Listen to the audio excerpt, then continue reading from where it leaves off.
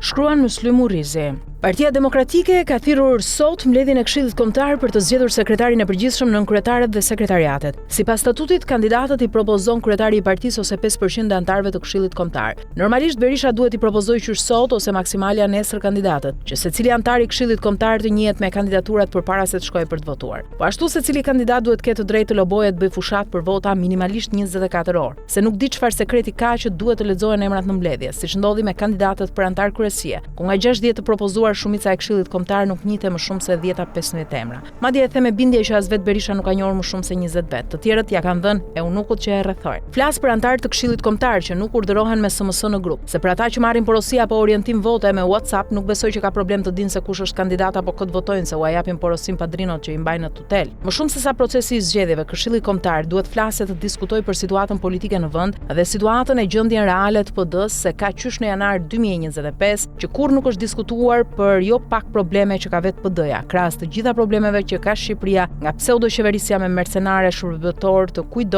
huaj që ka interesa ekonomike në Shqipëri. Këshilli Kombëtar i PD-s duhet të diskutojë të mbajë një qendrim të hapur publike politik për kërkesat e protestës që në themel të tyre kanë shkuljen nga rrënjët të sistemit të qelbur e të kalbur politik të instaluar në Shqipëri nga pazari i pistë i prillit të vitit 2008. Nëse hesht për këtë problem dhe bën sikur është dakord me protestën, kjo është një hipokrizi që mendojmë se po u hedhim demokratëve dhe qytetarëve, por në fakt po u afusim prej 5 palë zgjedhjesh 2009, 2013, 2017, 2021, 2025 vetëm vetes. Kur them po ja fusim vetes, po them që po ja fusim demokratëve me shpirt, duke i lënë prej 16 vitesh në opozitë në reprezaljen e një pushteti bastard. Se mos më keq kuptojnë disa që nuk lën gjë pa bërë për të ruajtur një mandat të qelbur deputeti e që mund të kënaqen shumë nga e futmja. Kjo kategori në fakt nuk është në opozitë, por në komoditetin e një pushteti hibrid, dhe kjo kategori nuk duhet jetë kurrë më pjesë e kupolës drejtuese të PD-s, sepse janë të ngopur, duke u mbi ngarkuar me disa funksione si deputet pa u votuar as në primare as nga qytetarët, se janë në listën e mbyllur, antar kryesie pa u votuar, se hyn për pozicionet që kanë në kuvend dhe grupin parlamentar. Drejtues politik në qarqe pa u votuar nga askush, por të emëruar me lobim, drejtues komisionesh në parlament me ngritje dore të PS-s dhe PD-s. E çfarë nevoje ka PD-ja apo një opozitë normale funksionale për të mbajtur në kupolën e saj drejtuese njerëz të pa votuar ose njerëz që kanë frikë votën si djallit e mjanit. Kur kam thënë se kjo protest ka fshon më shumë opozitën se sa pushtetin, kam shprehur një shqetësim që vëmjet politike të katapultuara pa vot, ndoshta nuk e shohin ose e shohin por nuk e ndjejnë sa kohë që ruajnë një mandat të qelbur pa kokër vote dhe pas një detyrim moral, politik dhe njerëzor ndaj qytetarëve opozitarë, sepse në fushatën e 11 majit nuk takuan askënd. Dhe këtë risi të moshës mesatare, doktor, që Këshilli Kombëtar ka 30 apo 35% nën moshën 30 vjeç, na e kursesi arritje se mosha është kriter suksesi vetëm në sport dhe shtëpi publike, por kurrë në politik. Politika ka nevojë për individ me karakter, me moral dhe jo hajdut apo pazarlinj me pushtetin. Për njerëz që nuk tremben nga vota dhe që kanë impakt pozitiv të votuesit që marrin vota, se e vetmja një simatse në politikë është sa vota merr, pra sa të votojnë qytetarët, jo çfarë datëlindje ke.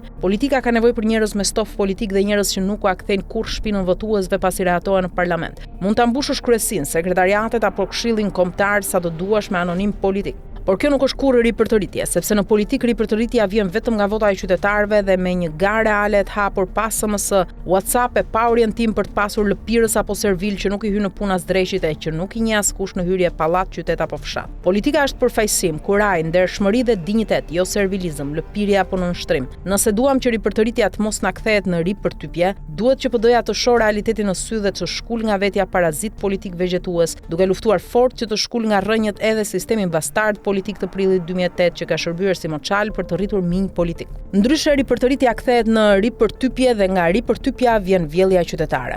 Vetëm mirë do t'i bëhet PD-s po të mos ketë më në kryesinë e vogël këta që janë aty prej vitit 2021 e që kanë bërë disa herë rrafshat politike sipas interesave të momentit e që në 5 vite kanë dëshmuar dështim, sidomos si drejtues politik qarqesh në fushatën e 11 majit 2025. Vetëm mirë do t'i bëhet PD-s që të mos promovojë më në poste drejtuese dallkauke debil funksional politik, vetëm e vetëm se presin gjithë ditën në oborrin e PD-s me fotograf nga pas që t'i japin dorën Berishës kur vjen apo ikën nga zyra. Koha e këllirave duhet marr fund, ose ndryshe do të fundosemi të gjithë për hatër të një grushti eunukush. Nxirri emra doktor para mbledhjes, nuk t'i vret kush, rri pa merak, vetëm po i vrau lopa se tren nuk ka më. Mund kesh funksione sa të duash, por në politikë vetëm i funksion që u shërben qytetarëve është sa vota merr. Të tjerat si mosha, seksi, gjatësia e trupit, ngjyra e flokëve apo pëlqimi që kanë të huajt për dikë janë dokra që në 36 vite u ka dal boja e që nuk i ha më askush. Ndjes kush mërzitet nga ky postim, por nuk ma ndjen fare, ama fare, për çdo që mërzitet se nuk bëj kurrë pazar me lirin time dhe kam paguar e do të paguaj me qejf koston e lirisë time.